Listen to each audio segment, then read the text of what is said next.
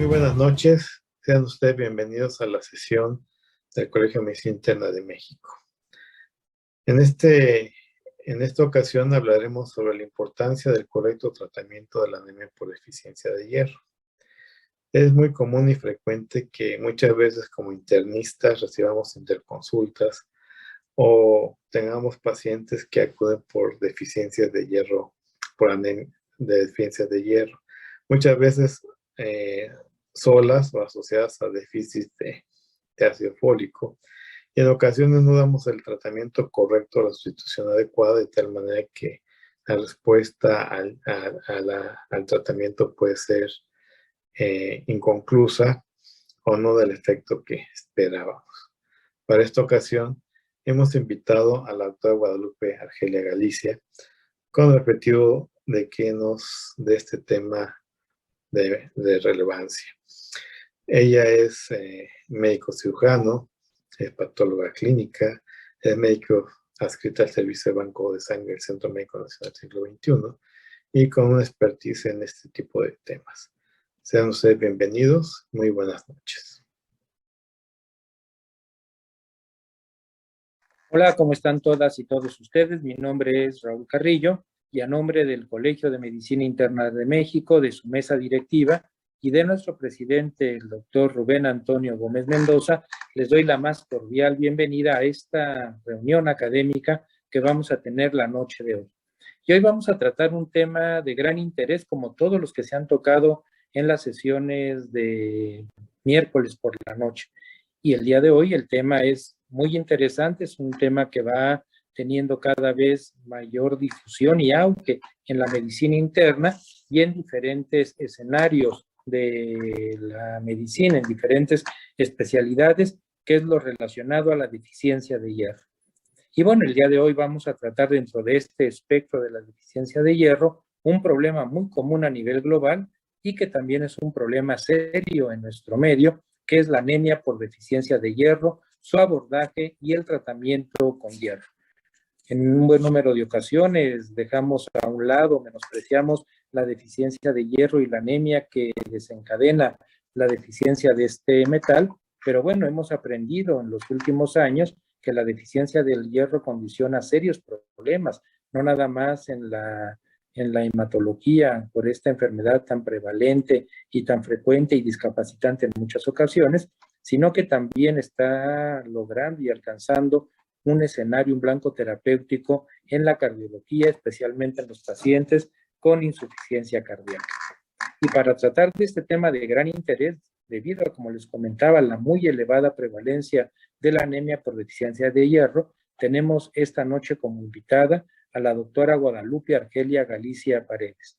La doctora Galicia Paredes es patóloga clínica y también trabaja y es adscrita al Banco de Sangre y Células Progenitoras Hematopoyéticas de la UMAE del Hospital del Centro Médico Nacional Siglo XXI. Dentro de su currículum, de sus logros curriculares, la doctora ha sido distinguida con diferentes premios, tiene un buen número de publicaciones, es profesora también de posgrado en relación a la patología clínica y bueno, su experiencia en diferentes áreas de especialidad es importante y también tiene gran experiencia en la deficiencia de hierro, su abordaje y en la cinética de hierro. Así que esto asegura que la sesión de hoy va a ser de sumo interés para todas y todos nosotros, dado que un buen número de pacientes que vemos en nuestra consulta, además de las enfermedades por las que van a ver al médico, tienen seguramente deficiencia de hierro. Y bueno, estoy seguro que después de escuchar a la doctora Galicia Paredes, vamos a aprender más y vamos a hacer un abordaje con más calidad y sobre todo un tratamiento con mayor seguridad para todos nuestros pacientes. Y como siempre, no olviden al final de la charla conectarse para la sesión de preguntas y comentarios. El día de hoy, como siempre, vamos a tener a una experta y ella nos va a aclarar todas las dudas relacionadas al hierro, la suplementación del mismo y a la deficiencia derivada y a la anemia derivada de la deficiencia de hierro. Así que todo augura para una gran sesión. Les doy la más cordial bienvenida y los esperamos a la sesión de preguntas y comentarios. Y ya sin más, le doy la palabra a la doctora Argelia Galicia Paredes y le agradezco a nombre de nuestro colegio su participación y el tiempo que va a dedicar a esta sesión.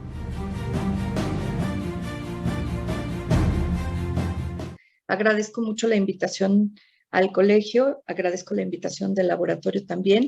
Soy la doctora Guadalupe Argelia Galicia Paredes, médico especialista en patología clínica. Nuestra área de especialización es bancos de sangre y servicios de transfusión y laboratorios clínicos y moleculares. Somos un médico especialista que profundiza mucho los tipos de anemias, las indicaciones de las transfusiones y la hemoterapia. Les dejo mis datos de contacto y les agradezco nuevamente la invitación. Muy bien, los objetivos que vamos a cubrir en esta plática son la anemia por deficiencia de hierro, la deficiencia de hierro en la etapa adulta, la cinética del hierro y el manejo actual de la anemia por deficiencia de hierro. Vamos a profundizar en los tipos de hierro que existen actualmente en todas las presentaciones y las que aún se encuentran todavía bajo estudio, y la importancia de la biodisponibilidad de estas y su absorción. La anemia está definida como la disminución en el número de eritrocitos o hemoglobina, en la cual el transporte de oxígeno es un transporte insuficiente para satisfacer todas las necesidades del organismo. En general, una hemoglobina menor a 12 miligramos sobre decilitro en las mujeres y en los hombres menores a 13 miligramos sobre decilitro. Vamos a ver que también existen algunas anemias en las cuales a veces el número de eritrocitos no está disminuido y se da en las intoxicaciones por metales pesados, pero la clasificación más funcional de anemia es esta que estamos viendo, y es la clasificación OMS. Muy bien, bueno, en este esquema vemos la representación de una muestra de aproximadamente 5 mililitros de sangre total, en la cual vemos que el 45% de esto que extraemos de sangre venosa de 5 mililitros corresponde al paquete globular, al paquete de eritrocitos. Aproximadamente corresponde al 45% y el otro 55% corresponde al plasma. Podemos ver que la sangre total solo corresponde al 8% del peso corporal de un individuo, y de estos también vamos a tener una pequeña línea que denominamos Buffy-Cott. Y esta pequeña línea es donde se encuentran otros elementos formes de la sangre, como son la fórmula blanca, los glóbulos blancos.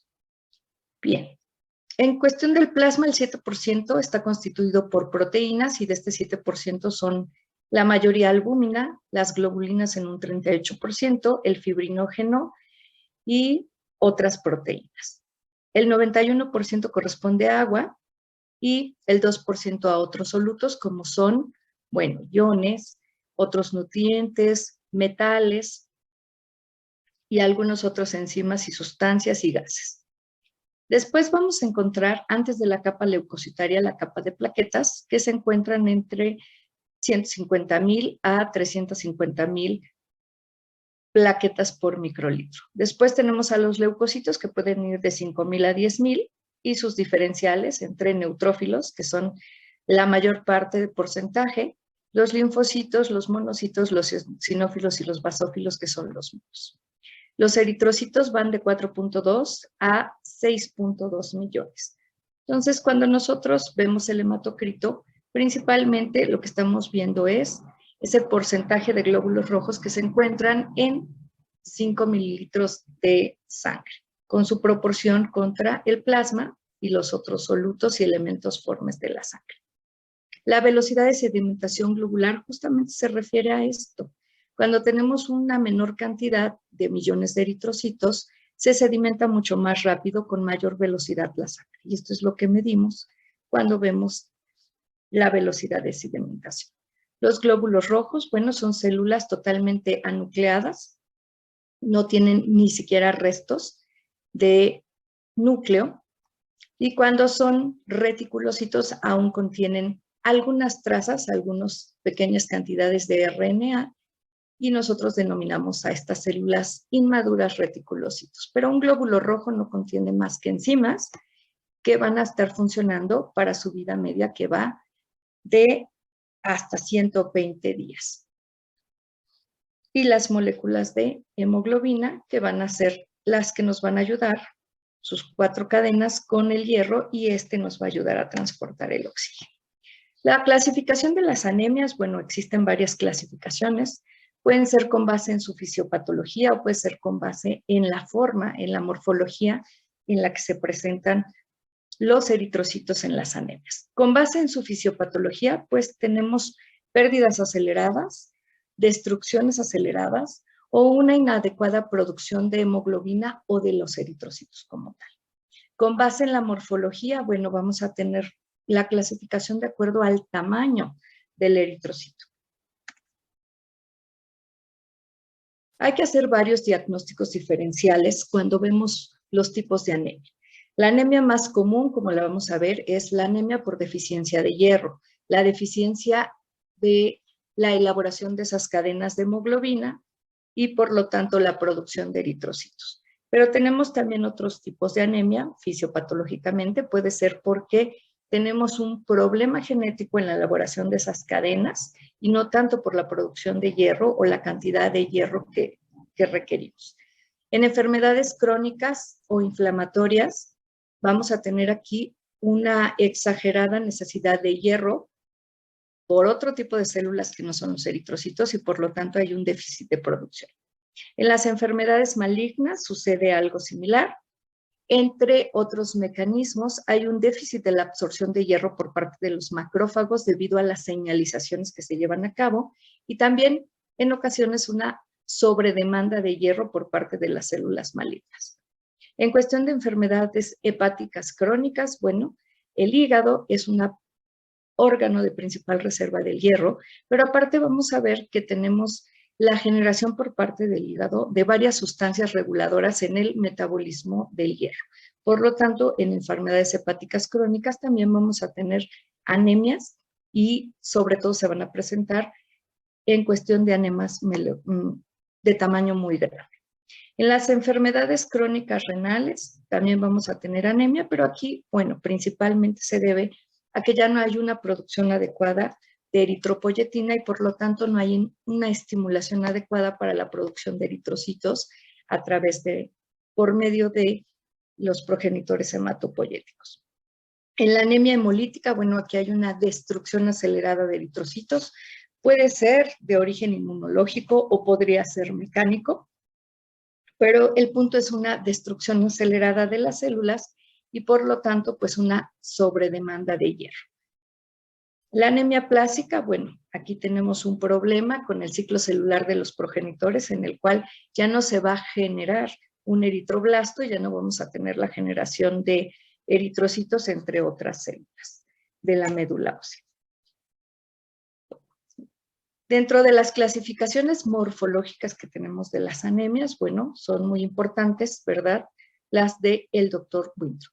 Y él las clasifica de acuerdo al tamaño del eritrocito. Si los eritrocitos son pequeños, son menores de 80 femtolitros, las denominamos microcíticas porque son eritrocitos pequeños.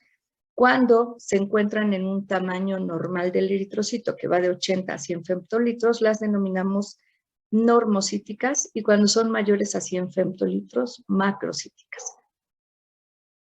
También podemos clasificarlas no solo por su tamaño, su fisiopatología, sino también si la médula ósea tiene la capacidad de regenerar estos eritrocitos que se están perdiendo o no puede regenerar estos eritrocitos. Las arregenerativas y las regenerativas. También podemos clasificarlas de esa forma.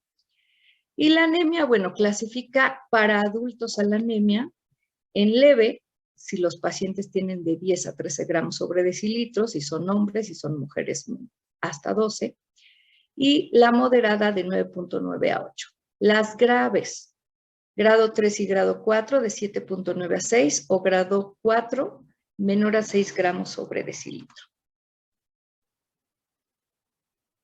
Los índices eritrocitarios. Bueno, para poder tener un diagnóstico y una evaluación de nuestros pacientes, requerimos ver justamente no solo la cantidad de los eritrocitos o, por ejemplo, la velocidad en la que sedimenta para tener un aproximado de ese paquete globular, de ese porcentaje que tenemos, como les había mostrado, de diferencia entre una muestra tomada venosa y la diferencia entre el plasma y el paquete globular o el concentrado eritrocitario.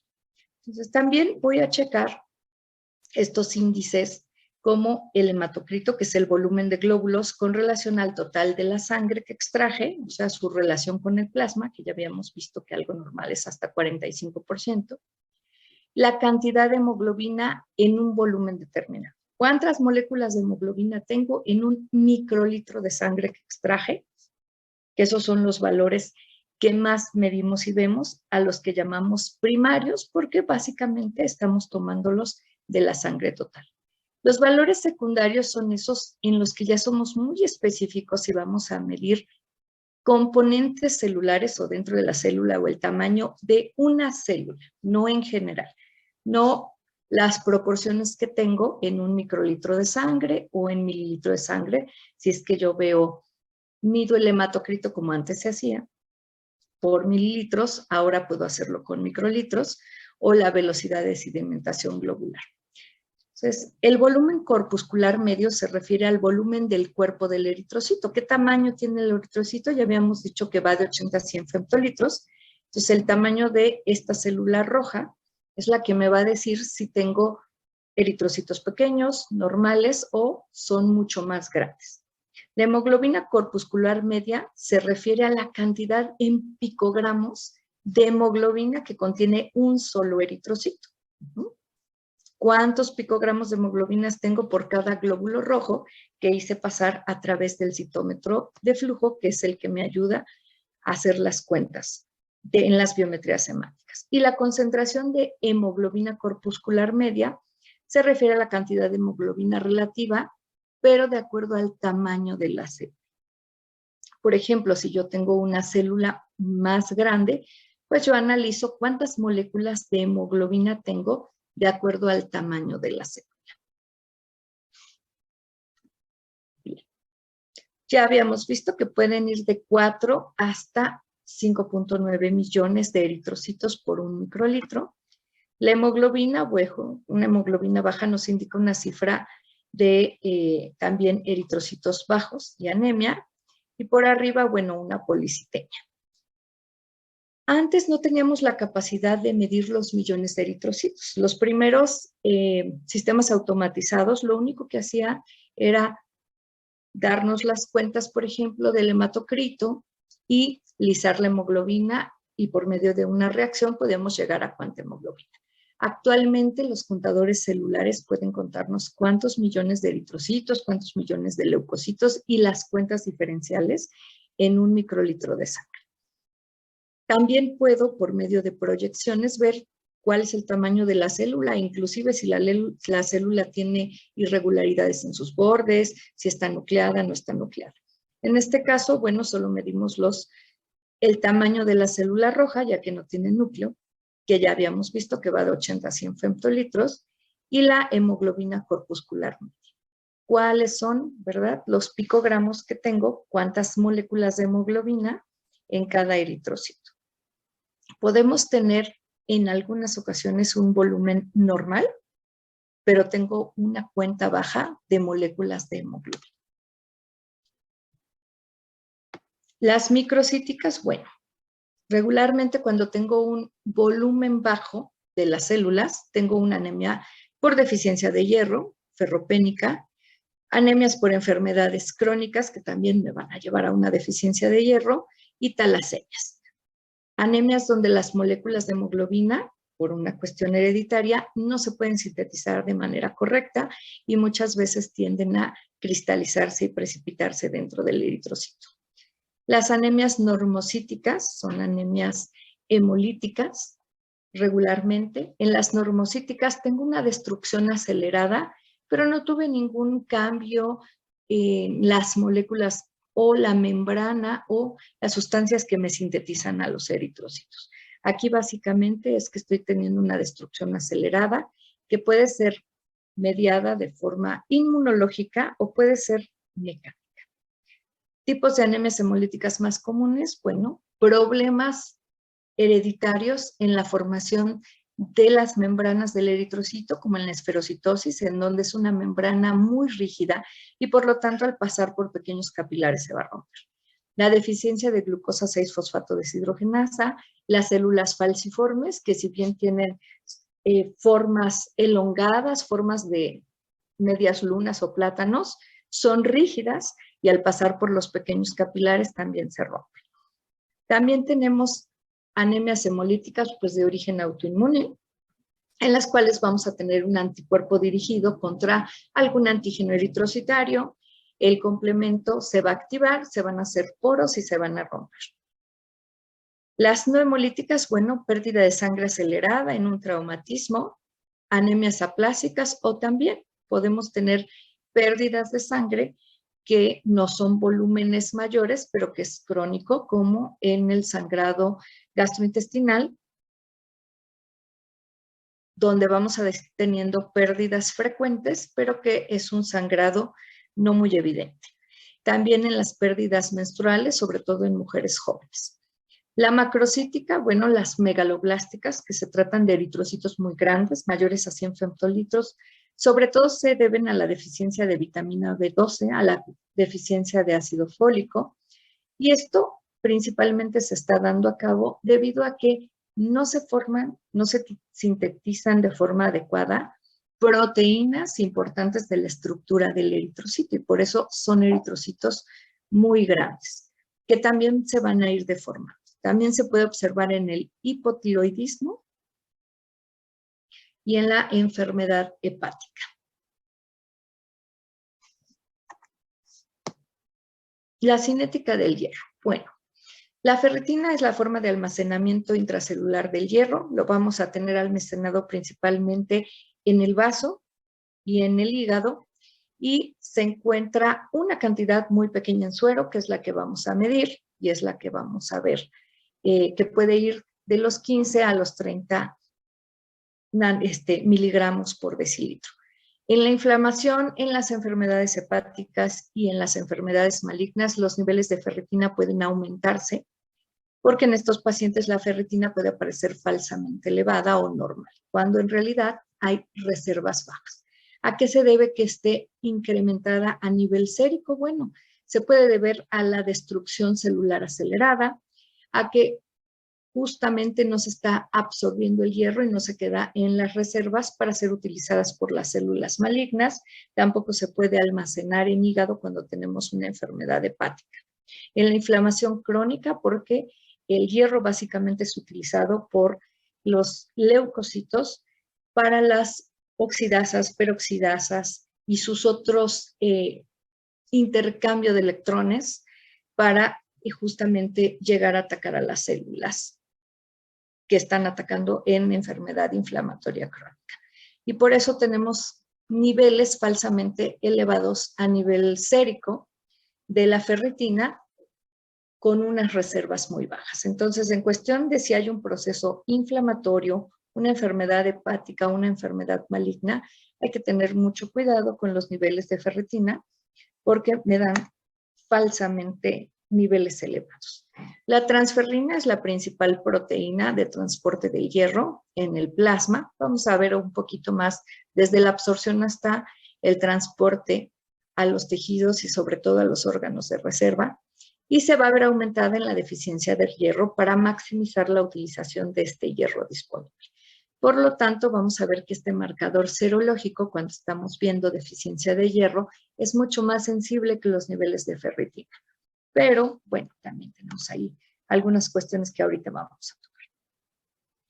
El hierro sérico se refiere a los iones férricos unidos a la transferrina sérica.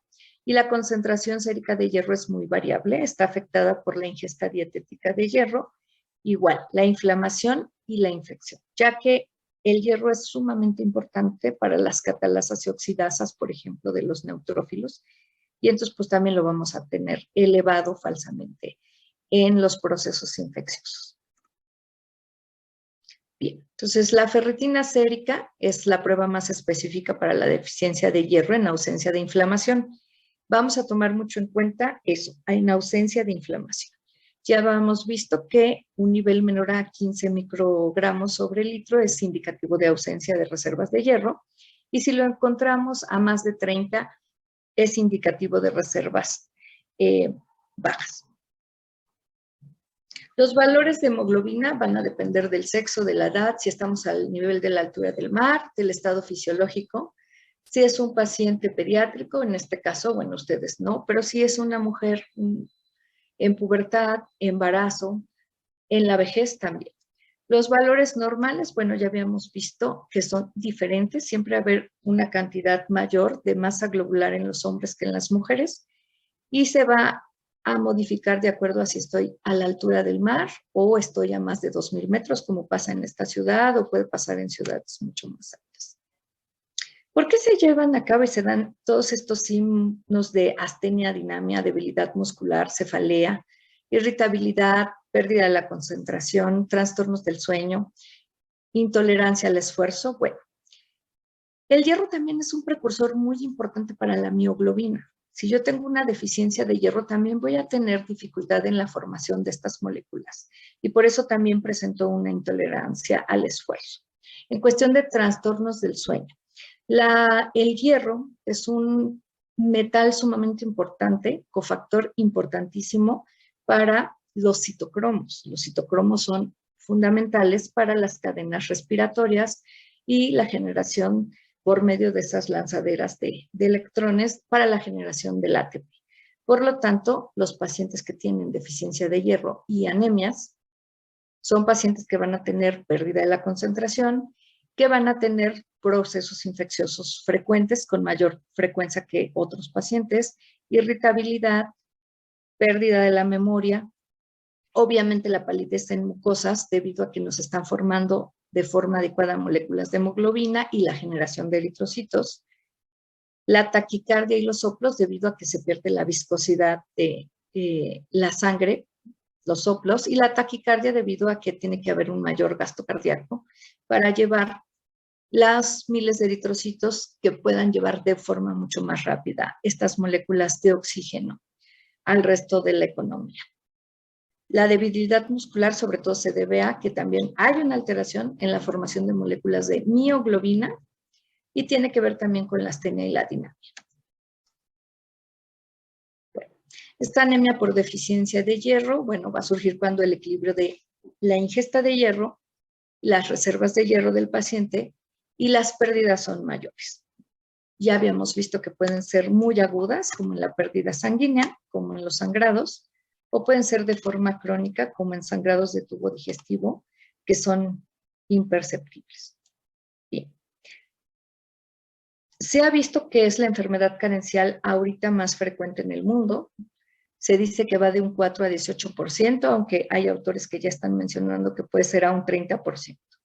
Actualmente se ha incrementado con los cambios de dieta que se llevan a cabo ahora, por ejemplo, en los pacientes veganos. Los pacientes veganos no consumen hierro en ninguna de sus presentaciones, no consumen cárnicos, carnes rojas, no consumen lácteos, y el aporte de hierro que se encuentra en las verduras, que son las que más consumen ellos, es un tipo de hierro que tiene bastantes problemas para poder ser absorbido, y entonces los pacientes veganos tienden de forma crónica, cuando ya llegan varios años, a tener anemias. Anemias que en nuestra clasificación actual OMS se clasificarían como severas, 7 gramos sobre decilitro, pero que son pacientes que tienen una vida normal, que no tienen pérdida de la concentración, que pueden hacer ejercicio y que tienen una vida normal. Actualmente vamos a cambiar algunos conceptos debido a estas personas que de forma crónica van tolerando los estados de anemia. Pero bueno, en las pacientes embarazadas es donde tenemos un mayor impacto, sobre todo en los continentes donde hay más carencia de alimentos de hierro EM, que se encuentra en los cárnicos y en los lácteos. Pero aún así, bueno, vemos como en Norteamérica también hay un porcentaje bastante alto de pacientes con anemia. La prevalencia aumenta en cada trimestre.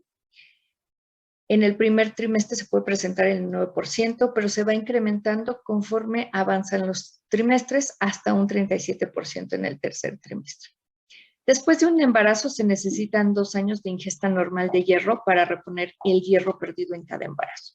Por lo tanto, bueno, si las pacientes no permiten esos espacios entre 2 años entre cada embarazo, vamos a tener una paciente que ya está llegando al primer trimestre con anemia y con unas reservas de hierro muy bajas. Ya vimos que en general, a nivel mundial, por grupos, en todos los grupos etarios, es un problema grave de salud pública, es un problema que va a agravar también la concentración en los niños, un bajo aprovechamiento, favorece procesos infecciosos, ataca a todos los grupos etarios. Actualmente, como les decía, tenía mucho que ver con la ingesta de alimentos, un nivel socioeconómico bajo, pero con los cambios en la dieta, como en la población vegana, ahora ya no tiene que ver mucho con el nivel socioeconómico, sino con una adecuada ingesta de hierro. Bien. Las principales causas, bueno, se ha dicho que principalmente tenemos una pérdida del balance entre la ingesta y las necesidades metabólicas, la pérdida sanguínea, como las pérdidas ocultas, y la mala absorción. El hierro, bueno, se obtiene de la dieta, se puede obtener tanto de animales, de carnes rojas, como también de las plantas, pero vamos a ver cómo este metal, de acuerdo a las características de obtención, se puede absorber mucho más o menos. Es un componente esencial que ya habíamos dicho de la hemoglobina, pero también de la mioglobina. Son componentes esenciales para los citocromos, para las catalasas y las peroxidasas y oxidasas e hidrolasas. Entonces, como pueden ver, si yo tengo una deficiencia de hierro o tengo un proceso inflamatorio crónico infeccioso, voy a tener una mayor necesidad de hierro y entonces voy a tener una adecuada producción de eritrocitos. Y pues fundamental para el transporte de oxígeno. No hay un mecanismo fisiológico de excreción del hierro. El hierro que yo absorbo, lo que va a pasar es que se va a quedar y yo lo voy a estar reabsorbiendo constantemente a través de mis macrófagos. La única forma que tengo de pérdida de hierro, porque sí las tengo, es con la descamación celular.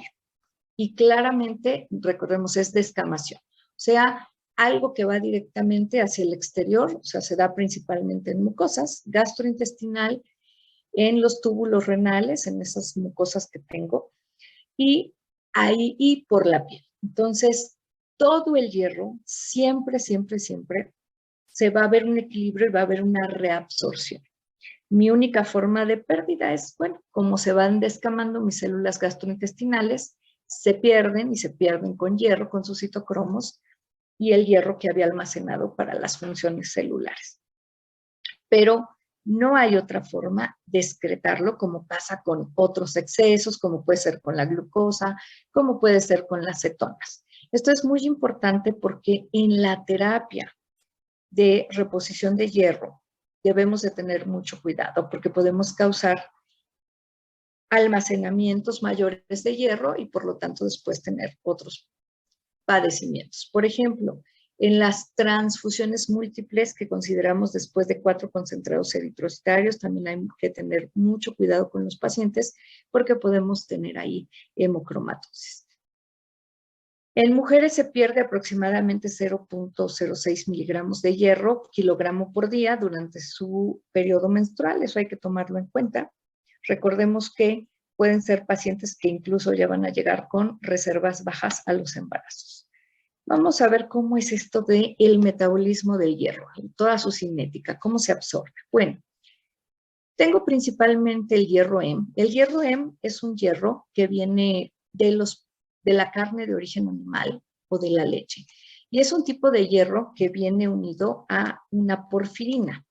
Este tipo de hierro tiene un transportador, el cual no utiliza nada de energía y es endocitado, ¿verdad?, hacia el enterocito. Entonces, bueno, este hierro es endocitado y después va a sufrir ciertas transformaciones. Ese es el hierro Hem. Es un hierro que está en el lumen, viene unido a una porfirina y va a ser endocitado. No uso absolutamente nada de energía para poder hacer este proceso y va a seguir, después de que esté endocitado, sigue el mismo proceso. Pero, ¿qué pasa con los otros tipos de hierro? Bien. Los hierros que absorbo de, por ejemplo, los vegetales o algunos hierros sintéticos, bueno, principalmente los hierros vegetales los tengo, ¿verdad? Los vegetales y más, entre más hoja verde es, son más ricos en hierro, pero los tengo en un estado, ¿verdad? Férreo. ¿Qué pasa con este hierro? El problema de este tipo de hierro es que puede ser precipitado fácilmente en el lumen del enterocito. Este es mi enterocito, sus vellosidades, sus microvellosidades, y el problema es que este hierro en este estado fácilmente precipita y es excretado a través de las heces fecales. ¿Qué ayuda a la precipitación de este estado? Bueno, sobre todo el calcio. El calcio, el zinc, el cobre, el cobalto, esas sustancias, los fitatos, nos van a ayudar a que este hierro se precipite, se cristaliza, precipita y se elimina por las heces fecales. ¿Qué pasa cuando lo acompaño de sustancias ácidas, ácido ascórbico? Bueno, este se va a reducir a su estado ferroso y tengo un transportador, ¿verdad? Que es el transportador de la metilación divalente y entonces sí voy a poder ingresar. Es por eso que tenemos presentaciones de hierro, de sulfato ferroso, acompañado de ácido ascórbico. Para esta regulación del hierro es muy importante la acción del ácido clorhídrico del estómago, por supuesto que sí. Sobre todo en estos tipos de hierro que vienen de las plantas. Entonces, la acción adecuada del ácido clorhídrico me va a ayudar mucho más a esta conversión de férrico a ferroso para que pueda ser introducido por el transportador divalente. ¿Qué pasa? Bueno, entre todos los mecanismos de regulación que tenemos en el enterocito, estos hidrogeniones, cuando entra sodio, salen y nos van a apoyar a esta conversión y que puede entrar el hierro en su estado ferroso. Mucho cuidado con esta parte. Aquí es la parte donde tenemos los problemas de absorción de los hierros que utilizamos como parte de la terapia sustitutiva y en las dietas.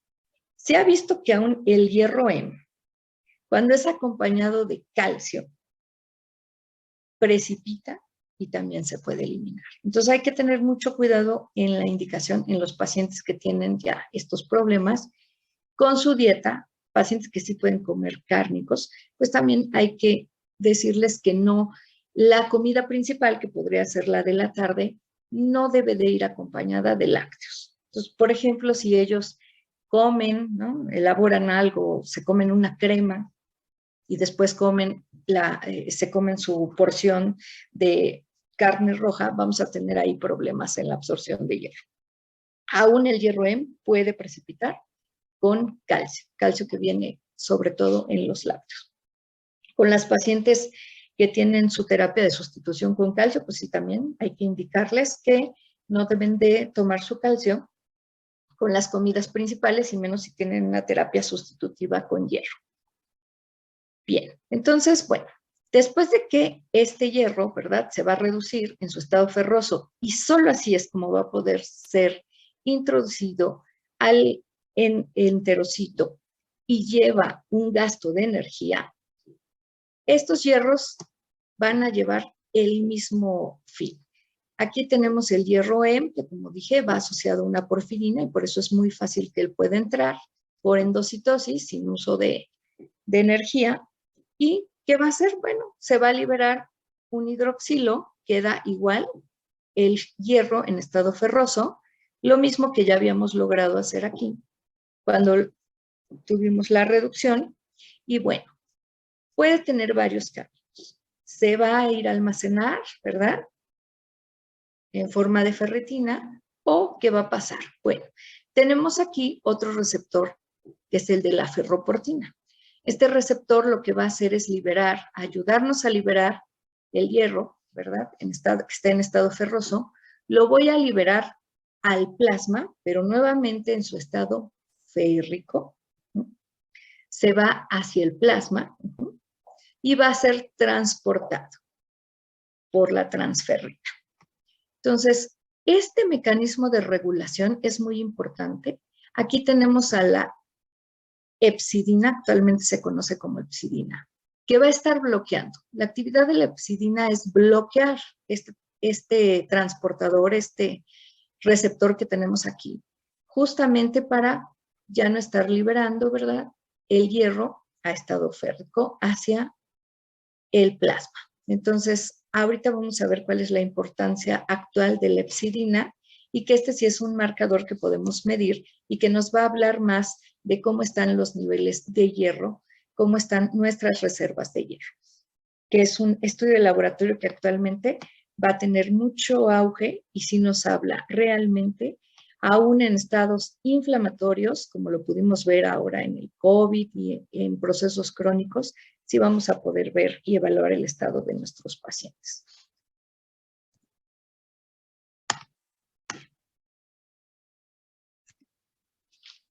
El metabolismo actual. Bueno, ya encontramos que existen varias moléculas más que nos ayudan en la regulación, como la hepcidina y que es sumamente importante. Entonces, bueno, después de la ingesta de nuestro hierro en estado férrico y que tenga un adecuado paso por el estómago, una adecuada absorción, que el ácido clorhídrico nos ayude, ¿verdad?, a cambiar estado férrico al ferroso, o si yo adicioné ácido ascórbico, que me ayude a esto, voy a absorber nada más de 1 a 2 miligramos por día.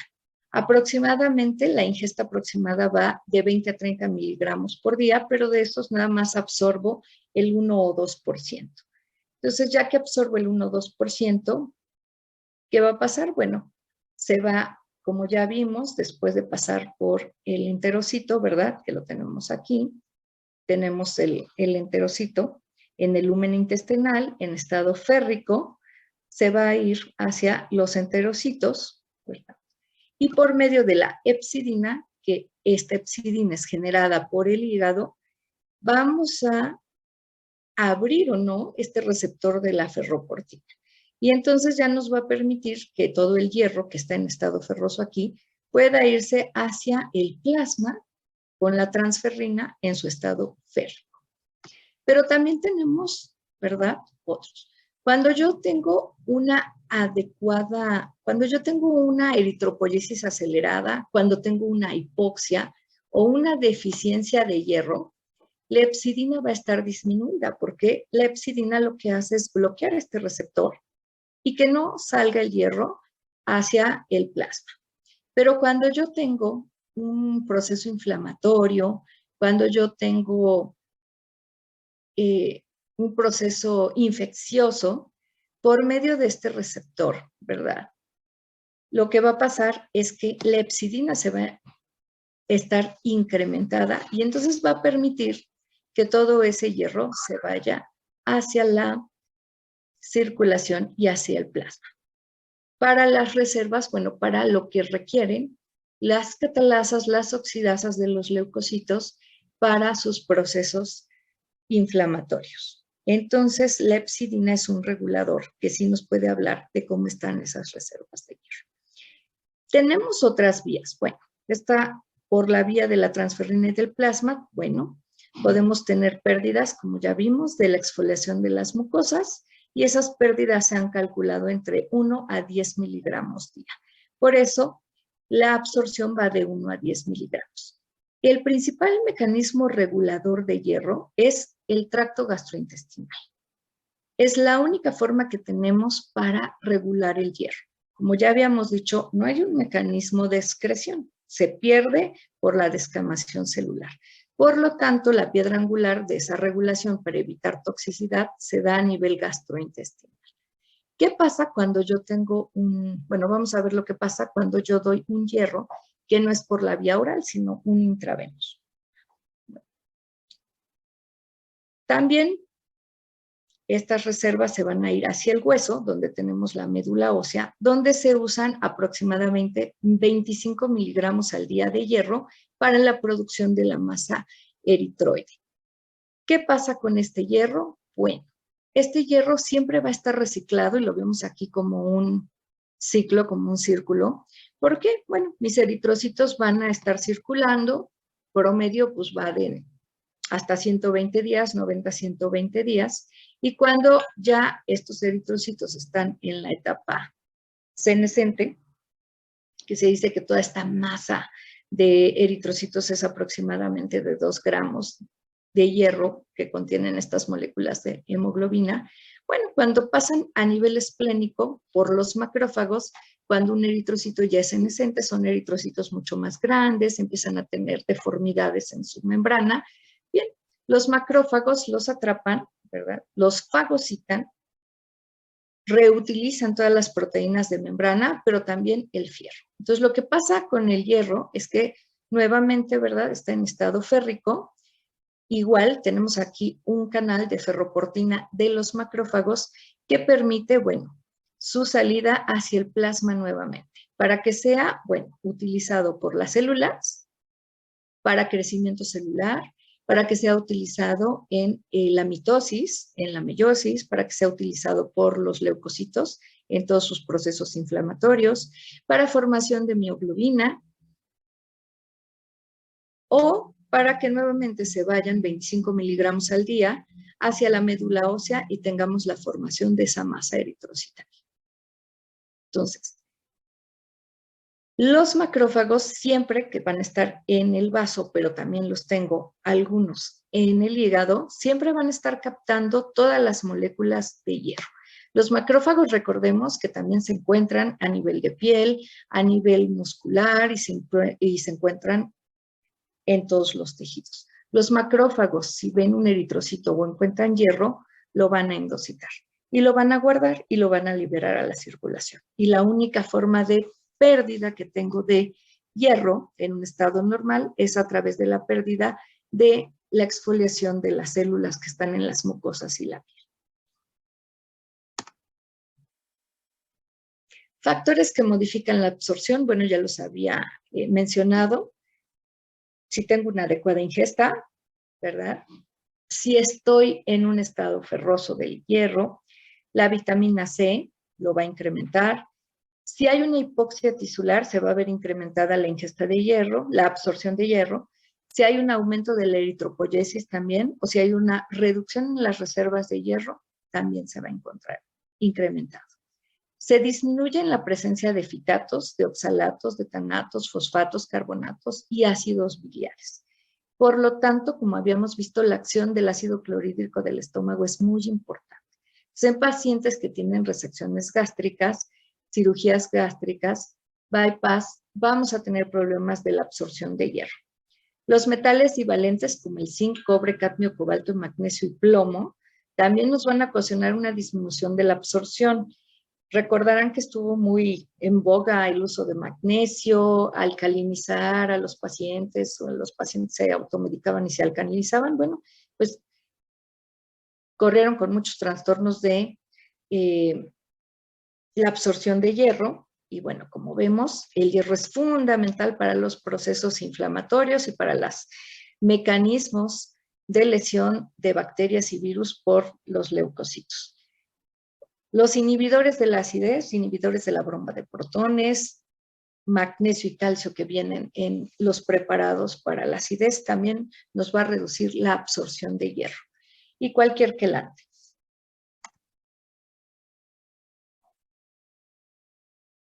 Bien. Prevención de la deficiencia de hierro. Como ya vimos, es fundamental para muchos procesos celulares, simplemente nada más para la generación de ATP a través de todas las células. Y sobre todo, pues las células que requieren una gran cantidad de energía. Imagínense una respuesta inmune, ya sea natural killers, linfocitos, no solo los neutrófilos. Los neutrófilos, por ejemplo, todas sus mieloperoxidasas, oxidasas y las catalasas que utilizan requieren justamente de hierro para que se dé este intercambio electrónico. Los citocromos a nivel hepático, para el metabolismo de los medicamentos y todo el metabolismo requieren grandes cantidades de hierro. Entonces, este metal es fundamental no solo para la generación de las cadenas de hemoglobina y el transporte de oxígeno, sino también para, en general, todo el metabolismo. Y, pues, por supuesto, también para la generación de mioglobina y que se esté llevando a cabo la contracción muscular. Entonces, los suplementos semanales pueden ser de 60 miligramos en pacientes embarazadas, en pacientes hombres, 60 diarios si se encuentran embarazadas. Siempre hay que usar la vía oral, vamos a seguir hablando un poquito más de esto, no usar la vía intravenosa por los depósitos que podemos ocasionar y también por los efectos adversos que pueden presentar de anafilaxia a algunos pacientes, pocos, pero se pueden presentar y pueden ser severos. Y el apoyo transfusional solo va a estar indicado si realmente hay un compromiso hemodinámico. Vamos a ver que la OMS nos dice que debemos transfundir a partir de a pacientes que vamos a suplementar con hierro a pacientes cuando estén por debajo de 8 miligramos de hemoglobina, pero debemos de tener mucho cuidado con el uso de hierro intravenoso y también la presentación que vamos a utilizar. Bien, vamos a ver la farmacocinética en la terapia oral e intravenosa del hierro.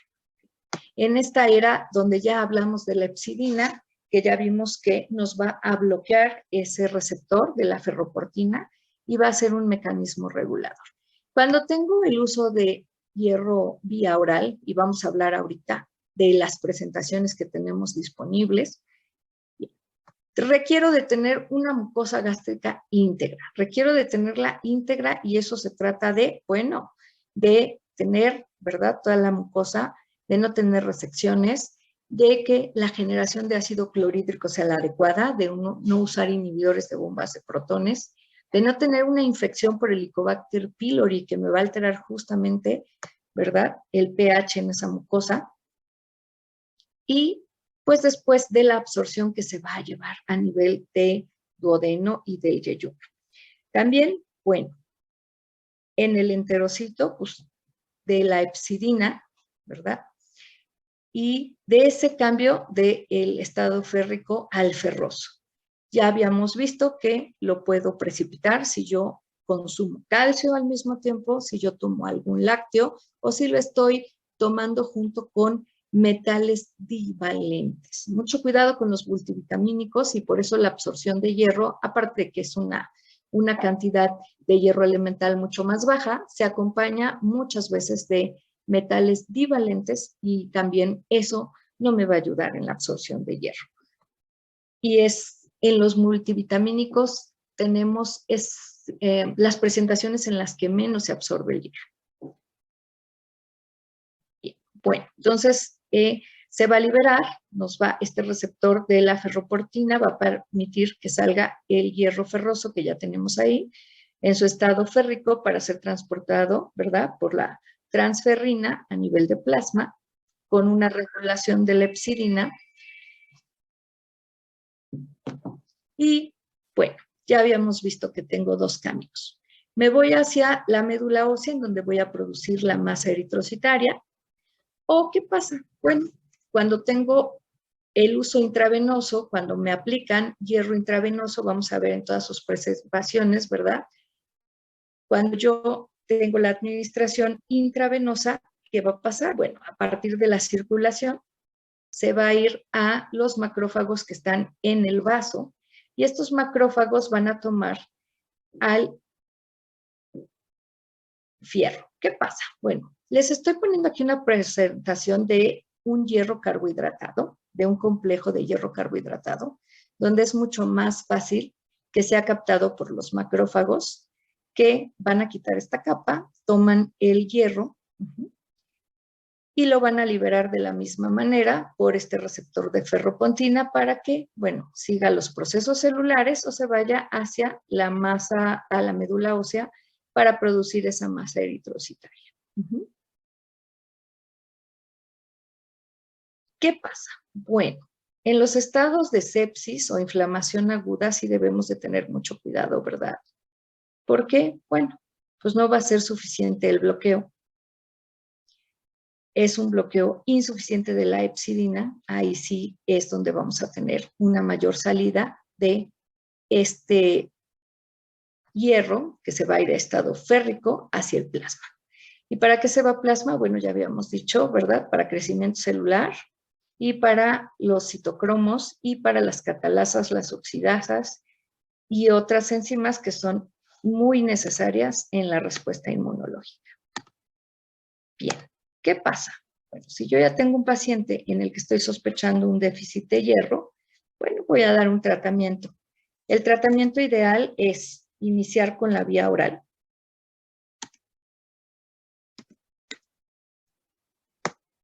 Voy a calcular el déficit de hierro. Para esto, bueno, tengo la fórmula de Ganzoni para normalizar. ¿Qué tengo? ¿Cuál es mi objetivo? Sí, está bien, necesito llevar a mi paciente a unas cifras ideales de hemoglobina, que estén a más de 10 de hemoglobina, pero también tengo que mejorar las reservas de hierro. Si no, este paciente, si tiene problemas de absorción, si vuelve a tener una pérdida acelerada, entonces nuevamente voy a tenerlo con anemia. Entonces, tenemos esta fórmula, pero también se ha estandarizado que si el paciente pesa menos de 35 kilogramos, voy a calcularlo a 15 miligramos por kilo de peso. Si mi paciente es mayor de 35 kilogramos, doy 500 miligramos al día. Bien, después, ¿qué opciones farmacológicas tengo? Bien, actualmente ya hay varias. Antes contábamos básicamente con sulfato ferroso, con fumarato ferroso o sulfato ferroso con presentación de ácido ascórbico, vitamina C, que ya vimos que pues, nos ayuda mucho en ese paso de convertirlo de estado férrico a ferroso.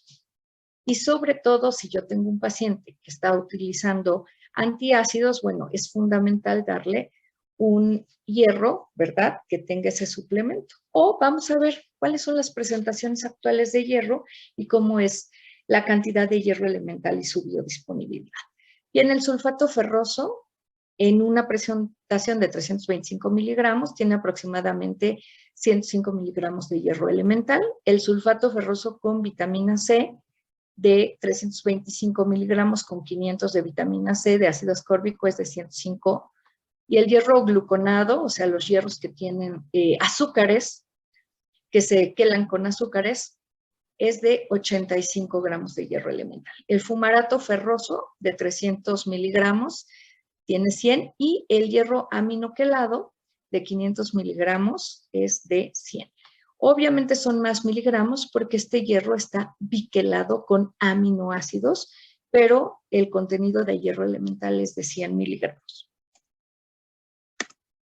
Bien, el 25% de los pacientes no van a tolerar estas presentaciones orales por los efectos secundarios.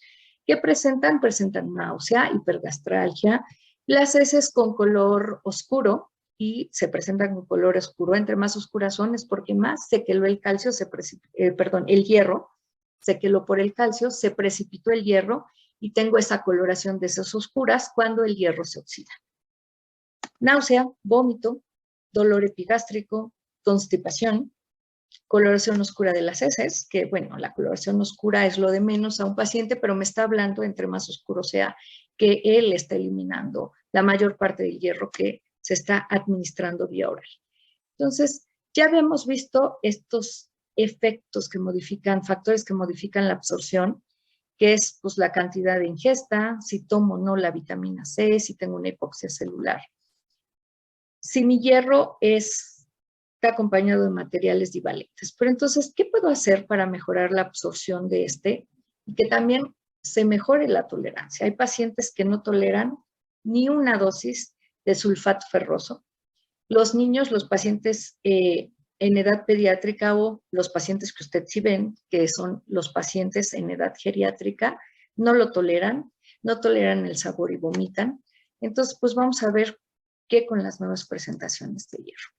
La importancia de la biodisponibilidad y absorción del hierro. Vamos a hablar del aminoquelado y también de los que tienen azúcares. En este caso yo voy a hablar del polimaltosado, ¿verdad?, que son azúcares. Entonces tenemos la molécula del hierro, aquí lo tengo. ¿Y qué se ha hecho? Bueno, en el hierro que está aminoquelado, se queló con glicina, con el aminoácido glicina. No es un aminoácido elemental, no es un aminoácido, es un aminoácido que yo puedo obtener, ¿verdad? Pero al final de cuentas es un aminoácido y no un azúcar, como en el polimaltosado. A nivel intestinal y de la economía, es mucho de mayor importancia absorber un aminoácido que absorber un azúcar. Entonces, he aquí uno de los puntos. Quiero decirles que este hierro aminoquelado surgió de verdad y es un esfuerzo muy grande y es un orgullo que se haya dado en América del Sur, fue en Argentina. Y justamente lo diseñaron porque habían visto que las leches de niños que vienen adicionadas con hierro, el hierro básicamente se eliminaba, no se absorbía porque las leches vienen con una cantidad muy grande de calcio, ¿no? Las leches de vaca. Entonces, para fortificarlas, veían que la mayor parte del hierro se precipitaba en las heces de los niños, se cristalizaba y se precipitaba. Entonces, esta presentación surge de llevar a cabo varios estudios, de usar varias sustancias para quelarlo y ver si así se puede mejorar su absorción y que de esa forma no se precipitara en la luz intestinal y que se pudiera absorber. Ya existían algunas presentaciones con azúcares, pero ellos vieron que si se quelaba con un aminoácido, teóricamente se iba a favorecer una absorción, porque el intestino iba a absorber más un aminoácido que una molécula de azúcar. Entonces, bueno, pues resulta que fue cierto, no fallaron, y efectivamente el enterocito tiene una mayor avidez por un aminoácido que por un azúcar. Entonces, se usó glicina, al principio se estaba viendo alanina, pero bueno, fue mucho más fácil quelarlo con estas dos moléculas de aminoácido glicina que con la alanina. Entonces, bueno, esta configuración protege al hierro en las secreciones intestinales. Ya vimos que se quela, se precipita. Va a favorecer la biodisponibilidad. Quiero mostrarles esta micrografía en donde podemos ver, es una micrografía de transmisión en la cual se llevó a cabo en ratones en la célula de un enterocito de ratón, al cual se le administró hierro aminoquelado. Ya vimos que es biquelado con una glicina. Y esta es otra micrografía del grupo control, donde al ratoncito se le administró hierro, se le administró sulfato ferroso. El sulfato ferroso también, el sulfato tiene esa actividad que habíamos visto de quelarlo, pero con un sulfato, no con aminoácido. De esa forma también se quela para favorecer que no se precipite. Bueno, aquí tenemos la diferencia entre quelarlo con aminoácido y quelarlo con sulfato, el bisulfatato, ¿no? Entonces, estas partículas, bueno, son de hierro, las podemos ver, se ven en un color magenta, y podemos ver cómo en el hierro aminoquelado sí se introducen las moléculas de hierro en varios de los enterocitos, de las vellosidades, e incluso ya van hacia la luz hacia el citoplasma, ¿verdad? El citosol del enterocito. Ya incluso pasaron las vellosidades y ya van hacia el citosol. Aquí vemos, ¿verdad? Algunas cuantas moléculas en el borde en cepillo, ¿verdad? Que sí fueron captadas en cuestión del sulfato ferroso. Entonces, esta micrografía es de 1985. Quiero decirles que estos estudios obviamente se generaron en esos años. Se empezó a ver en los humanos en los años 90. Son estudios que llevan muchos años, son presentaciones de hierro que están perfectamente ya probadas, pero sí quiero decirles que aún no aparecen en varias guías. Acabo de revisar una que fue del 2021 de la Asociación del British Journal y de la Asociación de Gastroenterología Inglesa, y aún no colocan esta presentación de hierro aminoquelado porque, bueno, siguen los estudios. Pero ya tenemos evidencias fuertes y suficientes, y también en cohortes de pacientes embarazadas, pediátricas, para su uso. El hierro aminoquelado contra el polimaltosado. Bien, el hierro polimaltosado es un azúcar que se quela con azúcares, con maltosas, por eso es polimaltosado. Pero como ya habíamos dicho, el enterocito demostró tener una mayor afinidad por un aminoácido que por un azúcar. Entonces, ¿qué se ha observado? Bueno, el hierro amiloquelado tiene una buena disponibilidad por ser un hierro sulfatado, un hierro ferroso, en estado ferroso, en vez de férrico, pero que bueno, viene quelado justamente para evitar que sea precipitado en la luz intestinal. Su conformación con esos dos aminoácidos de glicina disminuye esa interacción y que se precipite en cristales y logra que se absorba por el enterocito. El hierro polimaltosado tiene igual una biodisponibilidad equivalente. La absorción tampoco se ve afectada por medicamentos, pero ya vimos que tiene un autolimitante. Y en los últimos estudios se ha observado que mejoran las reservas de hierro, se mejoran reservas de hierro cuando se usa hierro aminoquelado que cuando se usa el polimaltosado. Las cifras de hemoglobina se incrementan igual para los dos, pero tiene una mejor biodisponibilidad y por lo tanto mejora más rápido las reservas de hierro que el polimaltosado. También se vio, y vamos a ver, que en las presentaciones orales, porque pues ustedes tienen también pacientes que son pacientes geriátricos y que ya no consumen tabletas o no quieren, en niños la presentación oral de este hierro provocó menos náusea y vómito que el polimaltosado. Los niños que tomaron suplementados con hierro polimaltosado vía oral tuvieron mayor número de náusea y vómito que los niños a los cuales se les suplementó con hierro aminoquelado. Entonces, el bisglicinato ferroso tiene efectos adversos tolerables, aumenta significativamente las reservas de hierro. En mi práctica solo he tenido una paciente con resección gástrica que me comentó que sí le irritaba y no lo quiso tomar, pero ha sido nada más una paciente. La verdad es bastante bien tolerado por los pacientes. Y el bisglicinato ferroso también aumenta, como ya había dicho, las cifras de hemoglobina, que son de inicio nuestro principal meta, pero también las reservas de hierro, a diferencia del fumarato ferroso. Y el bisglicinato ferroso puede considerarse un tratamiento eficaz para la prevención de anemia, pero también para subir esas reservas de hierro. Es ideal que vayan acompañados de ácido fólico debido a que, bueno, tenemos varias presentaciones de anemia. Con esto podemos prevenir la anemia megaloblástica. Entonces, este tipo de presentación de hierro viene con folatos, que ya vimos que son fundamentales para evitar problemas en el tubo neural, pero también el ácido fólico es muy importante para la formación adecuada de membranas.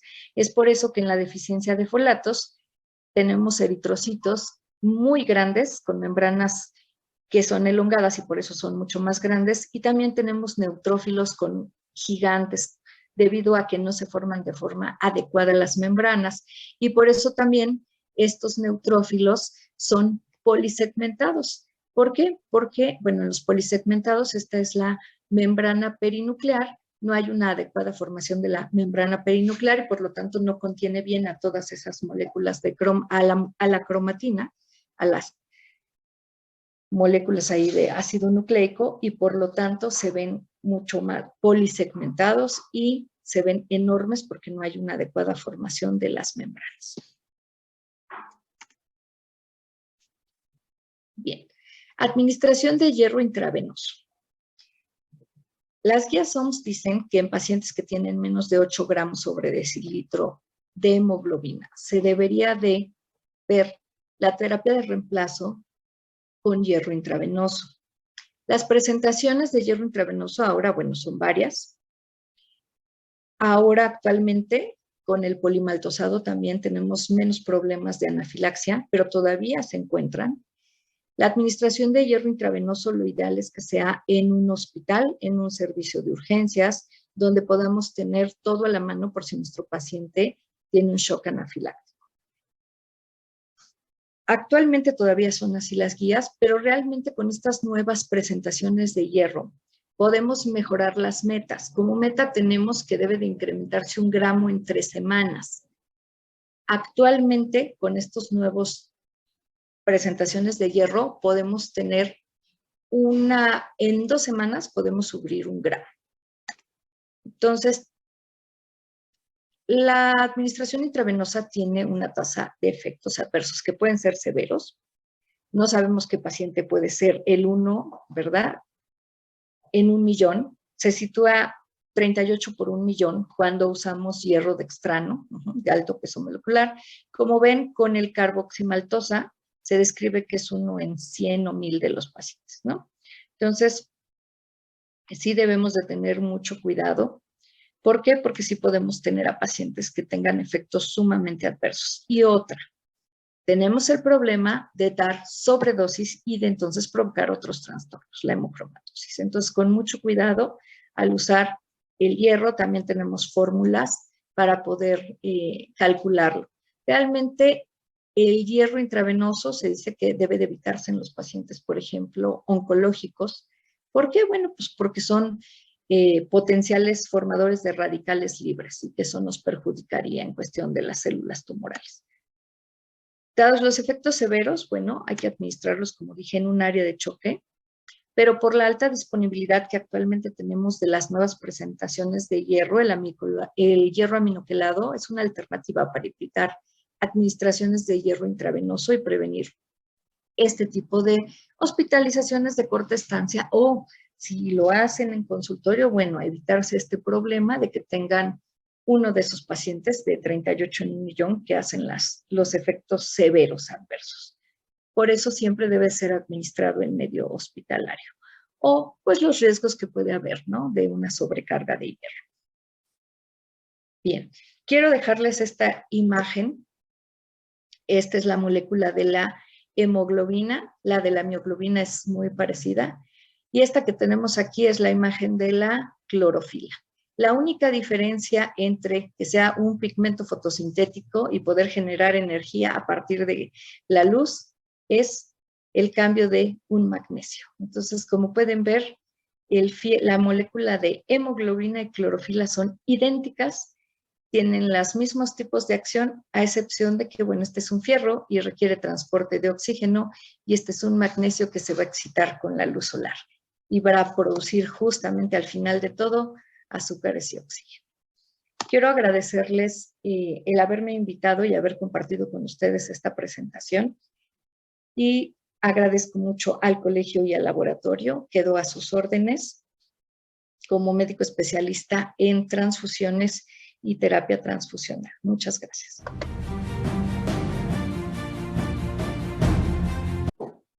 Hola, muy buenas noches, doctora.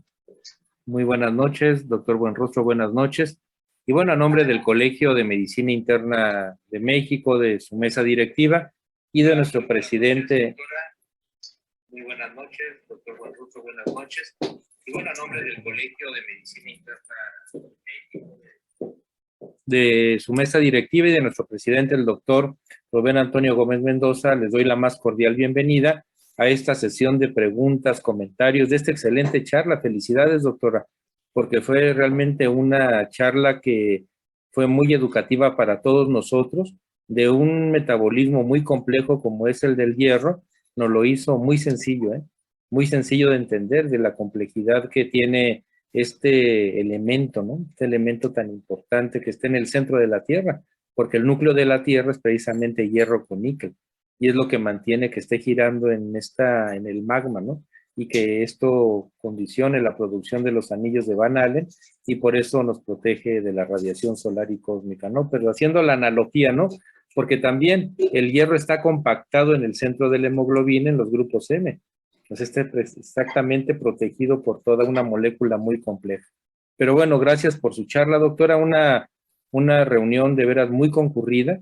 Rebasamos, doctor Buenrostro, los 600 asistentes y por YouTube nos siguieron más de 170 colegas. O sea que ha sido una sesión con mucha convocatoria. Uno, por la presencia que tiene usted, doctora, y su experiencia y conocimiento, y por lo interesante del tema. Entonces vamos a empezar con la sesión de preguntas y comentarios. Y bueno, doctor Buenrostro, si quiere iniciar con la misma, por favor. Muchas gracias. Doctora Guadalupe Argelia Galicia Paredes. Oiga, qué importante plática, tan importante que vamos a ver la participación de nuestros médicos colegiados que nos escuchan quiero comentarle que nos escuchan, además de México, en Bolivia, Ecuador, Perú y Colombia. Tenemos alrededor de 610 asistentes en este momento y están muy agradecidos por la plática que usted nos acaba de ofrecer. Recordar nada más para los que llegaron un poquito tarde la importancia del tratamiento correcto en la anemia por deficiencia de hierro. Muy bien, existen muchas preguntas y obviamente algunas ya las ha contestado usted en el transcurso de la plática y me voy a permitir hacerle la pregunta y la básica, ¿no? Generalmente la deficiencia por hierro, por fierro, es la más frecuente, la anemia por deficiencia de fierro. Entonces, cuando nosotros damos un suplemento, dentro de la fisiopatología existen el proceso de la formación del EM, donde intervienen folatos, B12, piridoxina. ¿Qué utilidad tendrían, además de dar el suplemento por hierro, en una anemia por deficiencia de hierro, agregar unas dosis o no agregarlas a estos pacientes? Gracias, doctor. Agradezco mucho, en verdad, como ya les había comentado, la invitación. Agradezco mucho la asistencia de todos ustedes y que nos permitan a los patólogos clínicos acercarnos a ustedes, platicar, que nos permitan llegar a ustedes. No somos un tipo de especialista que es, entre comillas, una especialidad reciente, pero que bueno, estamos aquí como parte de todos los apoyos diagnósticos auxiliares y tratamiento para trabajar de forma conjunta con ustedes. Entonces, para mí, en verdad, es un gran placer estar aquí. Se recomienda, sí, efectivamente, que se acompañe sobre todo de ácido fólico, efectivamente. Requerimos acompañarlo de ácido fólico. De hecho, ya existen presentaciones de hierro aminoquelado bisglicinado con ácido fólico. También podemos dar una suplementación con complejo B, por supuesto, sobre todo pensando en los pacientes geriátricos, pensando en pacientes que tienen con mala absorción y con resecciones gástricas, por supuesto que está muy indicado. La presentación comercial hasta ahorita del bisglicinado viene con ácido fólico y ustedes pueden suplementar con las demás vitaminas del complejo B para mejorar también esas membranas de los eritrocitos. Pero el hierro bisglicinado con ácido fólico, con ya evitamos tener, por ejemplo, si tenemos un paciente que también tiene anemia megaloblástica, que se podría ver pues en pacientes ancianos con resecciones gástricas, los pacientes alcohólicos con anemia perniciosa, entonces estaríamos también apoyando en su terapia de reemplazo. Y obviamente, bueno, en las pacientes embarazadas, ¿no? Muchas gracias, doctora. Doctor Raúl. Gracias, doctor Buenrostro. Bueno, doctora, unas preguntas muy interesantes que envía el doctor Enrique Figueroa y que también le envía felicitaciones por la charla. En los pacientes, pregunta el doctor Figueroa, con anemia ferropriva, pero que además tienen desnutrición agregada, ¿cómo ajustar el hierro con los nutrimentos que se le tienen que agregar, vitaminas, lo que usted decía, ¿no? Y antioxidantes, precisamente para no alterar la absorción del hierro? Esa es la primera que hace el doctor. Y la segunda, que ve en relación a tratamientos, ¿no? La dosis y duración del hierro aminoniquelado, ¿cuánto tiempo hay que darlo y cuánto cuesta? Si es costo efectivo para la práctica cotidiana. Bien, referente a la administración, la suplementación con hierro, que como comenté, viene acompañado del ácido fólico, lo ideal es que se realice, como siempre lo hemos dicho, en la mañana, ¿no? Que no se acompañe de lácteos, que no se acompañe de tés, porque los fitatos vienen en los tés, entonces es muy importante decirle al paciente que no debe tomarlo con té. El paciente debe tomarlo con agua. Los tés no, y los taninos, ¿no? El alcohol también, los taninos que vienen en el vino, nos va a precipitar el hierro. Sí quiero comentarles que justamente el bisglicinado se ha visto que hay una menor precipitación. Apoya a que no se precipite, pero sí hay que dárselo al paciente con un vaso con agua en las primeras horas de la mañana, por eso tiene menos efectos adversos. Y quiero comentarles que va a haber un link donde dejo algunos artículos de los estudios que ya se hicieron, donde se hicieron cortes de pacientes, sobre todo se hizo en pacientes embarazadas porque son las pacientes en edad adulta a las que más se les suplementa, pacientes que tienen anemia, pero son 300 pacientes, se hicieron 3 diferentes grupos en donde se analiza los efectos adversos y sobre todo, bueno, en las pacientes embarazadas, en los últimos trimestres, en donde por el volumen, pues ya tenemos un riesgo más de epigastralgia y es muy bien tolerado el bisglicinato. Es mucho más tolerado. Entonces, sí hay que suplementarlo en la mañana y los otros suplementos los podemos dar después del desayuno o entre el desayuno y la comida. Si estoy suplementando con hierro, sí tiene que ser el primero de la mañana. O decirle a mi paciente si se le olvidó que lo puede hacer después del desayuno y la comida, pero que no tome en ese momento ningún lácteo, ningún té o vino, ¿no? La copita de vino, si se la toma un paciente, ¿no? que lo tiene indicado, entre esas comidas, para evitar justamente que se precipite. La otra pregunta... el costo efectividad. El costo, sí. No es tan caro. El fumarato ferroso es muchísimo más económico, absolutamente, definitivamente, pero el costo no es tan grande.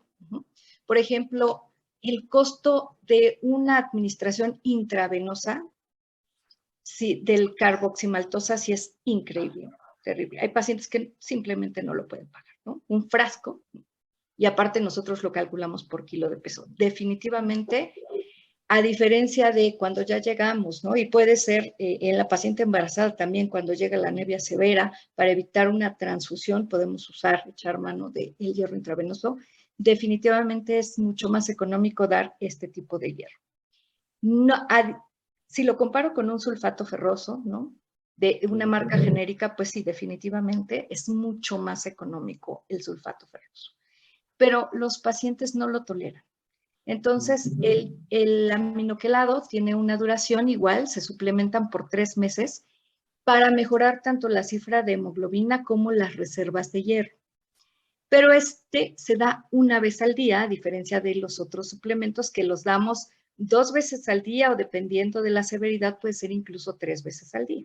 Entonces, esta es una dosis una vez al día, bastante bien tolerado y llegamos a metas terapéuticas muy rápido.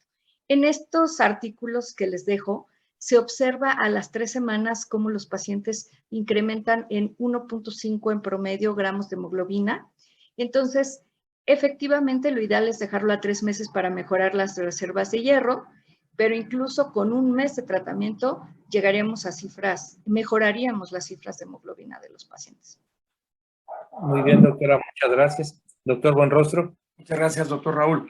A propósito de la imagen de la clorofila, doctora Guadalupe, nos dicen por qué la puso y si puede dar algún comentario al respecto. Sí, pues es que son idénticas. Realmente la molécula de la hemoglobina, mioglobina y de la clorofila son iguales. Tiene el mismo número de carbonos, las mismas posiciones, los mismos oxígenos, pero el cambio es simplemente un metal. Un metal que tiene la capacidad, por ejemplo, de lograr que toda esa combinación del oxígeno y que vayan saltando los electrones, o un magnesio, que ese sí tiene la capacidad de ya unirse con esos carbonos y de que simplemente la luz lo excita, genera electrones, genera glucosa e incluso él genera oxígeno. Pero son idénticos. Nada más el cambio, ¿verdad?, de un microelemento fue lo que nos hizo diferentes a poder abrir nuestras manitas y recibir luz de sol y poder producir energía. Pero realmente, evolutivamente, pues solo hubo un cambio ahí de un elemento entre un fierro y un magnesio. Por eso me gusta mucho esa imagen. Es nada más para cerrar y que nos demos cuenta que pues entre organismos vivos tenemos similitudes increíbles, nada más que, ¿verdad?, algunos sí podemos, como las plantas, ¿no?, que ellos pueden tener sus ciclos tanto con luz y sol y ellos se van a preservar y nosotros somos 100% dependientes de otro ser vivo para poder tener mi suministro de hierro, que ya todos sabemos que vino del espacio, no es un elemento de la Tierra, lo acoplamos y pues forzosamente necesito de oxígeno para poder excitar esta molécula y que se lleven a cabo esa producción de ATP. Correcto. Solo fue por eso. Muchas gracias. La pregunta, hay una pregunta que puede ser no del tema, pero sí está relacionada al hierro. El tema es la anemia por deficiencia de hierro, ferropriva. Pero me preguntan al revés, en un paciente con anemia que no sea deficiencia de hierro, megaloblástica, por ejemplo, deficiencia B12, ácido fólico, principalmente, ¿qué utilidad tendría el administrar hierro? Bueno, sería cuestión de realmente ver si estos pacientes tienen otra deficiencia. O sea, estos pacientes hay que hacer todo su perfil y protocolo. Es muy probable que también van a tener reservas bajas de hierro. Y entonces, pues también el objetivo es mejorar las reservas de hierro. Efectivamente, pues me voy a enfocar más hacia la parte de mejorar esa producción de membranas, ¿no? Que es un déficit que voy a tener debido a la deficiencia de los folatos, ¿no? De esta vitamina, de esta parte del complejo B también. Pero seguramente es muy posible que ese paciente también tiene reservas bajas de hierro. ¿Por qué es muy posible? Bueno, lo que nos conlleva a muchas de estas patologías es, por ejemplo, que no hay una adecuada producción del ácido clorhídrico. Entonces, si vemos fisiopatológicamente, él va a terminar también con sus reservas de hierro o ya están disminuidas. Muchas gracias. Doctor Raúl Carrillo. Gracias, doctor Buenrostro. Y bueno, aquí un comentario del doctor Gregorio Román, muy a la par de lo que nos comentó ahorita, que en pacientes con anemia, que seguramente puede ser multifactorial, hay que evaluar y tratar integralmente al paciente, ¿no? Muy parecido a lo que usted nos decía. Sí, Y una pregunta de nuestra colega, la doctora Irma Archundia. Ella está en Cancún y es nuestra secretaria de filiales del Colegio de Medicina Interna de México.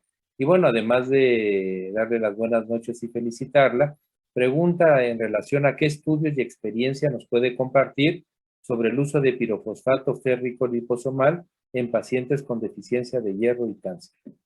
Bien. Justamente tenemos actualmente nuevas presentaciones de hierro. Esta es una presentación que es muy apta para los pacientes que podemos manejar de forma ambulatoria, que podemos llevar a metas terapéuticas con más calma.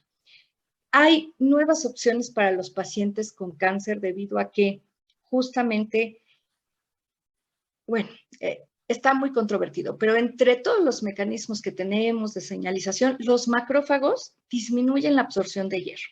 O sea, aparte de que hay un exagerado crecimiento celular y que por lo tanto va a haber una mayor demanda de hierro, porque déjenme decirles que también el hierro interviene, ¿verdad?, en las helicasas y toda esta parte de la duplicación del ácido nucleico. Entonces, va a haber una sobredemanda por el crecimiento celular, por la muerte celular, pero también entre esas señalizaciones que existen, se evita la absorción, se ve inhibida la absorción de hierro por el macrófago. Entonces, bueno, el paciente oncológico, ¿verdad?, tiene un círculo vicioso.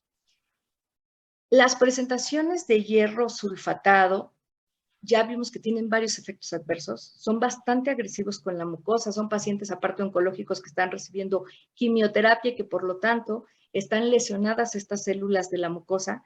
Por eso las presentaciones orales son poco toleradas. Entonces, la presentación intravenosa de los carboximaltosados, se dice que hay que tener mucho cuidado, que si no calculo bien esos depósitos pueden lograr, pues,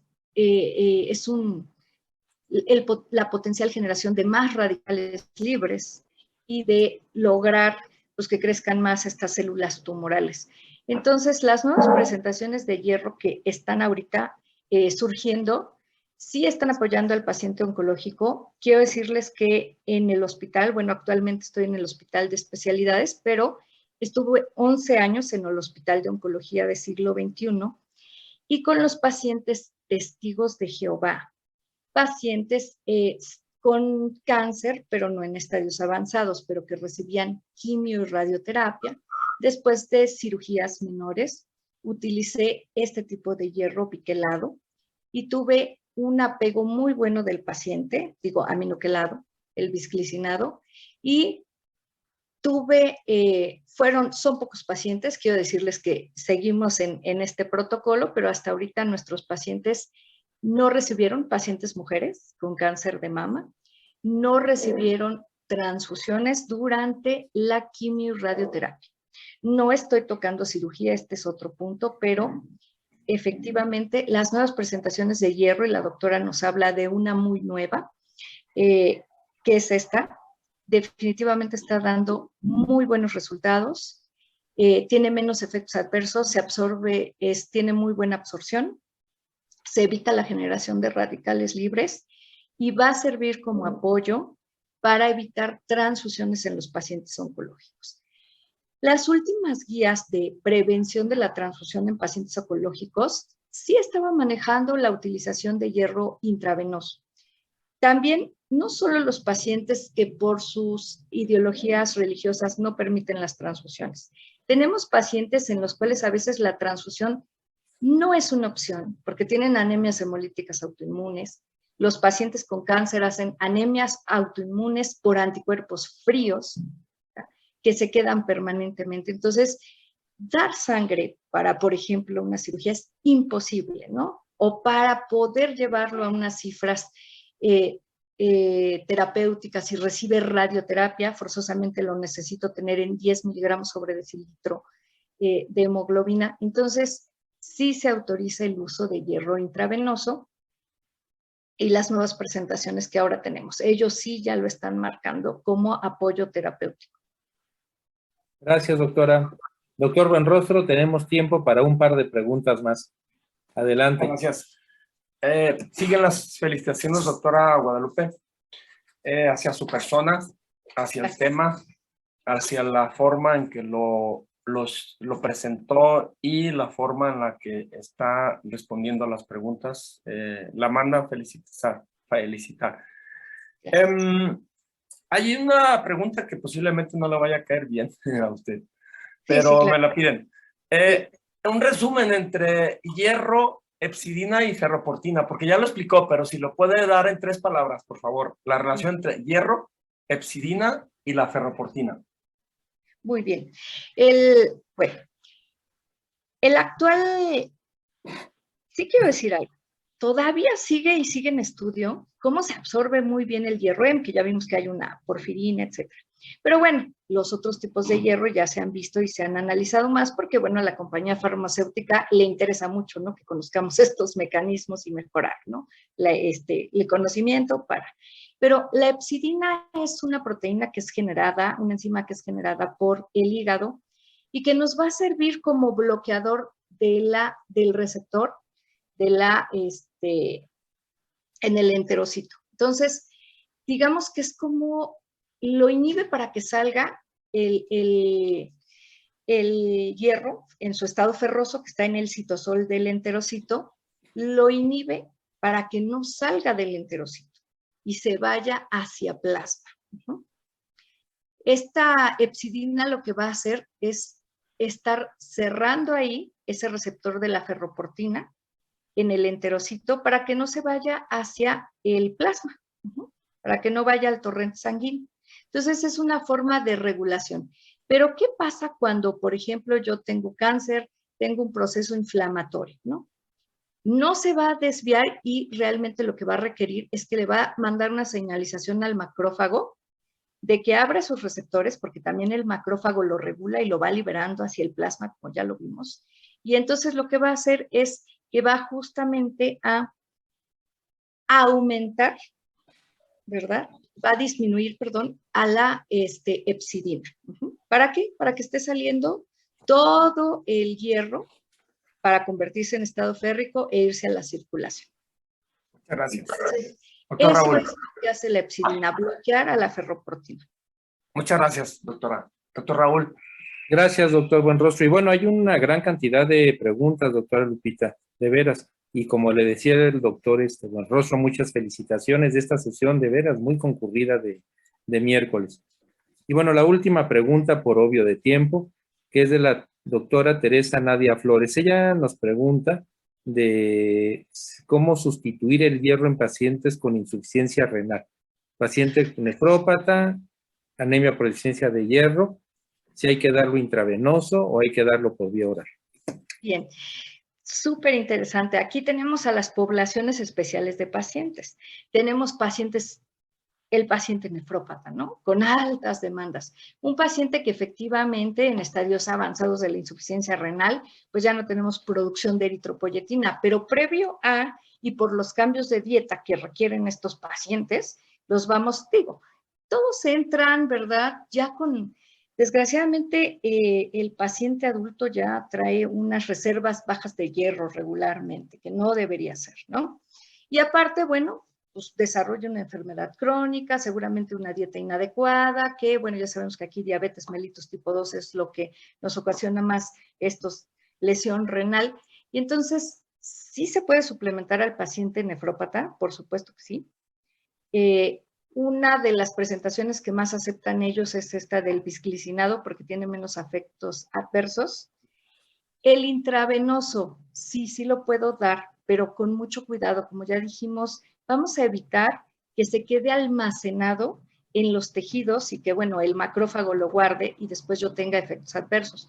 Por eso no indicamos el hierro intramuscular, porque realmente ese se va a depositar ahí, lo atrapan los macrófagos, que lo liberen es muy difícil. Entonces, ¿se puede suplementar? Por supuesto que sí, al paciente, igual mismas metas terapéuticas. Además, bueno, le va a servir para todos sus procesos celulares, porque pues este paciente le reducimos mucho la cantidad de ingesta de proteína y pues sobre todo la proteína de origen animal. Muy bien. Gracias, doctora Galicia. De veras, una excelente charla.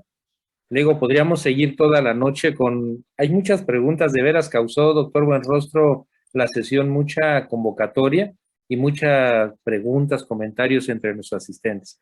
Pero bueno, como les decía, por obvio de tiempo, le agradecemos a nombre del Colegio de Medicina Interna de México su presencia, el que nos haya compartido sus conocimientos y esperemos que esté con nosotros en otra de nuestras sesiones semanales. Gracias, Claro. doctora Galicia, de veras fue un gusto haberla escuchado. Y bueno, recordarle a todos nuestros colegas que nos siguieron por la sesión, a todos los miembros del Colegio de Medicina Interna, que el siguiente martes vamos a tener una sesión muy importante, por si la quiere seguir, doctora Lupita, relacionada a esta hepatitis de etiología incierta, aunque ya se saben más cosas de ella, que va a ser impartida por un hepatólogo, un excelente hepatólogo, por el doctor José Luis Hernández, que es el jefe de la clínica de hígado y el jefe de la clínica de trasplante del Hospital General de México. Así que todos están invitados para nuestra sesión de martes. Y ya para cerrar la sesión, doctor Buenrostro, si la quiere cerrar, por favor. Por favor, muchas gracias.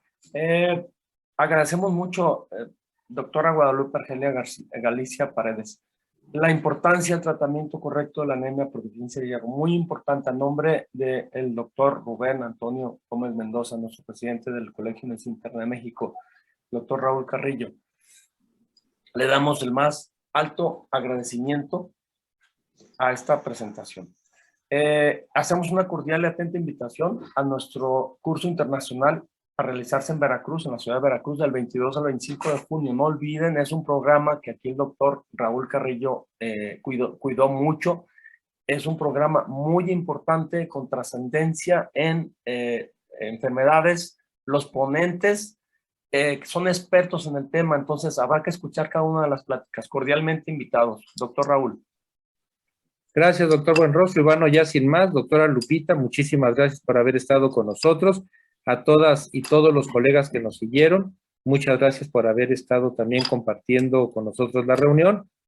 Doctor Buenrostro, buenas noches y a nombre del Colegio de Medicina Interna les deseamos que pasen buena noche y nos vemos, si Dios quiere, el martes siguiente. Que descansen y que tengan buena noche. Buenas noches.